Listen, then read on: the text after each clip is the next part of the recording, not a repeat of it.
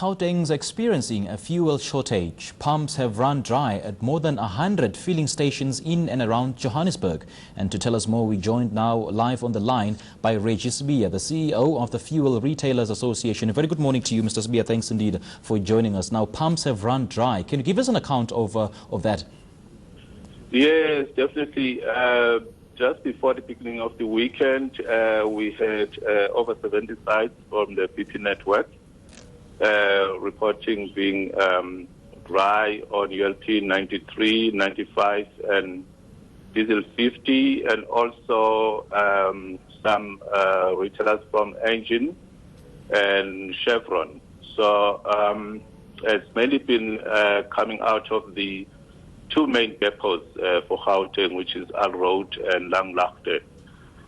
We believe that the source of the problem really comes from two areas. The first one is that the NREF refinery down in Durban is on a planned shutdown, and then Subpref, which was supposed to obviously complement most of the product coming via the pipeline, also seemingly had problems, some disruption problems with their boiler. So the problem has really been looming since from beginning of last weekend. And I just think then we got more reports by yesterday when people were just panicking that this is the busiest weekend and there is not consistent supply of product. So we're very concerned about that, and we don't think the problem has been resolved. We're getting sources that the slug of the product is coming, but is not certainly coming at the rate at which the demand now is being created, obviously, by this busy weekend. Clearly, this is causing a huge inconvenience to motorists. Any contingency plans in place to counter this problem? Well, we have actually escalated the problem to Sibiya, who are actually in control of the oil companies. As of yesterday, they said they'll be coming back to us, so we are not sure exactly what the plans are going to be. But as we speak now, as the retail network, we are experiencing shortages, serious shortages. And apparently BP is the worst affected. Why is that?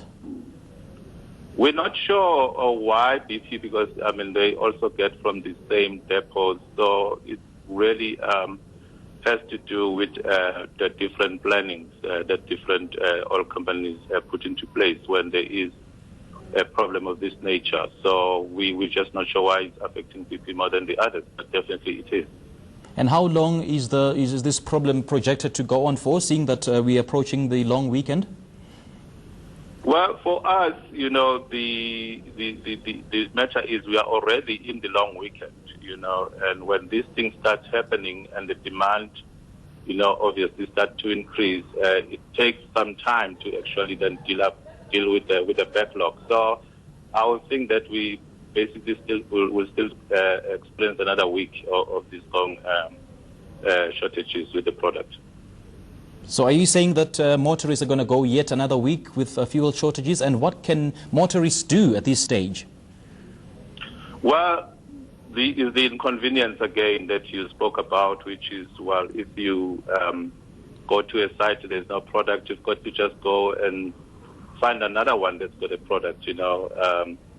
But for those motorists who experience the problem, they must just know that it doesn't really come from the retailer themselves. I know of sites, in particular in the townships, where they've been running dry for almost like 3 days without the product, one of the products. So it's really about motorists being aware that they might approach a service station and there's going to be no product, so they'll have to go and search for the one that might have it. So it's a bit of an inconvenience, and yeah, we apologize on behalf of the retailers on that.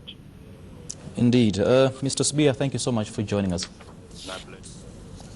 That was Reggie Sibiya, CEO of the Fuel Retailers Association. In other news,